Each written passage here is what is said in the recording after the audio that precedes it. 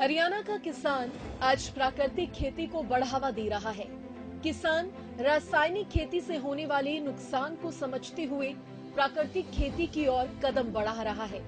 प्राकृतिक खेती करने से सब्जियां केमिकल रहित होती हैं, जिससे उसका सेवन करने वाले व्यक्ति के स्वास्थ्य को लाभ होता है। साथ ही सब्जियों की गुणवत्ता भी बढ़ जाती है।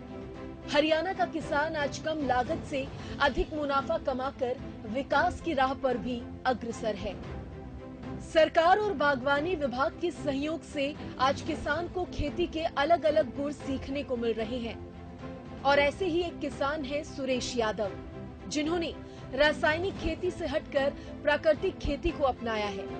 वह बताते हैं कि प्राकृतिक खेती से होने वाले लाभ क्या हैं। इसके साथ ही किसान सुरेश प्राकृतिक खेती को अपनाकर आज एक प्रगतिशील किसान बन गए हैं। हरियाणा के रेवाड़ी जिले के किसान सुरेश यादव बागवानी करते हैं। वह बेर, ड्रैगन फ्रूट, सीताफल और कीनू की बागवानी भी करती हैं। वह बताते हैं कि शुरू में बिजली और पानी की ज्यादा दिक्कत होने की वजह से उनके लिए बागवानी करना इतना आसान नहीं था, लेकिन उनके शौक और जिद की वजह से ही उन्होंने बागवानी को मुश्किल हालातों में भी करके दिखाया।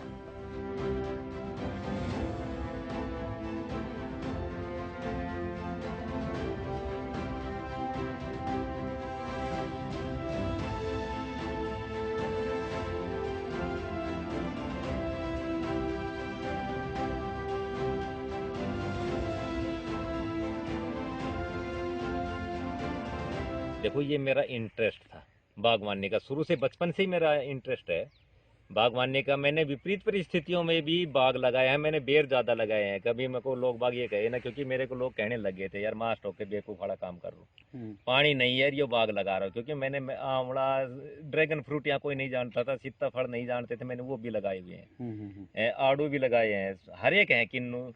क्योंकि ये हमारी क्षारीय धरती है और पानी भी आपने चेक किया है, बहुत खारा है। लेकिन मैं इंटरेस्ट में भाई मैं टैंकर गिरवाता हूँ अपना, दूर से आता है, 400-500 रुपये में टैंकर गिरता, फिर बाल्टियों से डालता। मेरे पास लाइट की भी सुविधा नहीं थी। और शुरू में मेरा जुनून था, नेचुरल फार्मिंग का भी जुनून था। मैंने जीवामृत डब्बों से रात ने 1 बजे पड़ोसी की बिजली चलाकर पानी देते हैं तो उनसे फेंक के आए। पानी देते समय रात को 1-1 बजे मैंने बाल्टियों से लेकर डब्बों से जीवामृत फेंक के आए। बस वही है, अब मैं टैंकर गिरवाता हूँ। फिर अब मेरे को गवर्नमेंट की योजना के तहत जैसे ट्रैक्टर मिला हुआ है, तो उसमें स्प्रे मशीन है, तो उसकी नलकी बिछाकर मैं पानी देता हूँ। प्रगतिशील किसान सुरेश बताते हैं कि किस तरह से सरकारी योजनाओं से उन्हें मदद मिली। सुरेश बताते हैं कि प्राकृतिक खेती में रासायनिक सामग्री का उपयोग नहीं होता और इसीलिए इसमें लागत कम और मुनाफा ज्यादा होता है।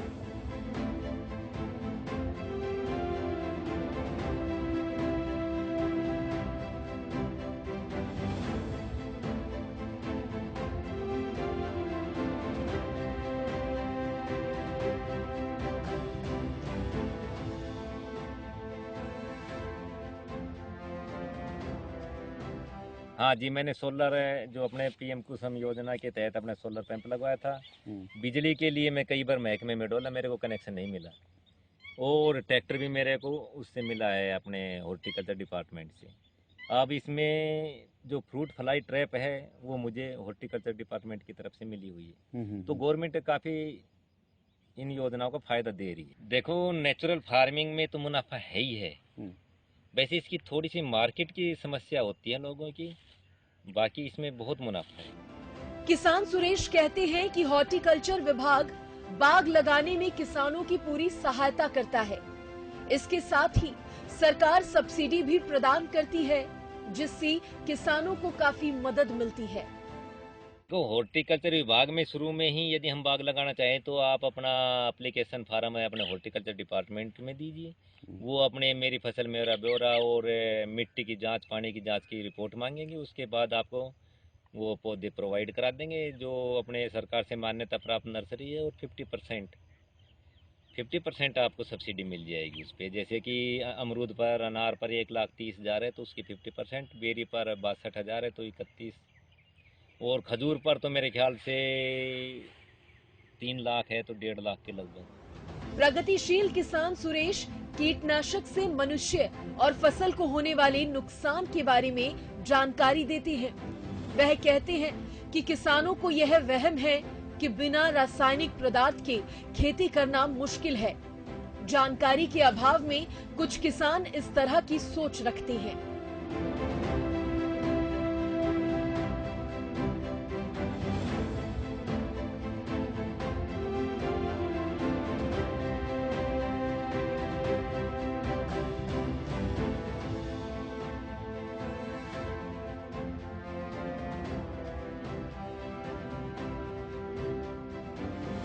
सारी बीमारियों की जड़ है ये 500 साल तक डिकम्पोज नहीं होती जो ये रासायनिक दवाएं हैं।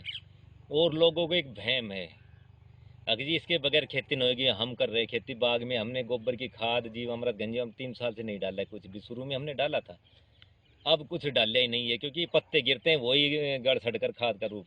असल में ये एक वहम नहीं है, उनको मेहनत करना ही नहीं चाहते क्योंकि वो लोग भाई कौन करेगा तो पीठ पे टंकी लिया डोला हमारा बस को तो कौन नहीं। सबसे बड़ी है कि इसमें मेहनत बहुत ज़्यादा है। खेती में जब टीचिंग में मास्टर था, पढ़ाता था, उस समय मैं खेती करता था और ट्यूशन भी घर करता था, फिर भी खेती करता था। और आज मैं खेती कर रहा हूँ, मेरे को फुर्सत ही नहीं लग रही। उसमें तो क्या नड़ाव नहीं, अब नड़ाव कर रहा हूँ, उसमें क्या लिया डोर मार दी।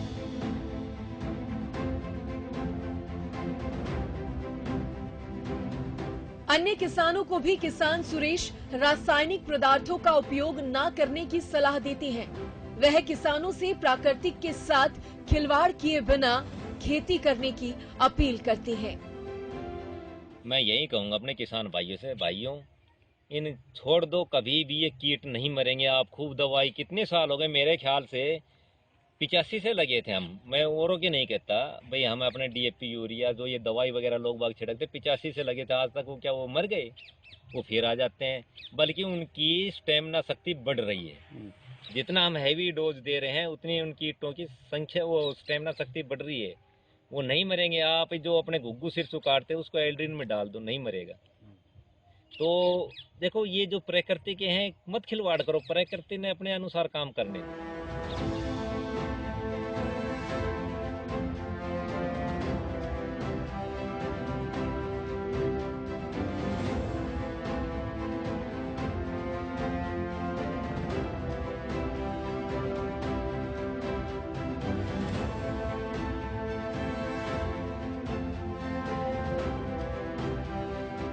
प्रगतिशील किसान सुरेश सरकार द्वारा चलाई जा रही योजनाओं के लिए सरकार का धन्यवाद करते हैं।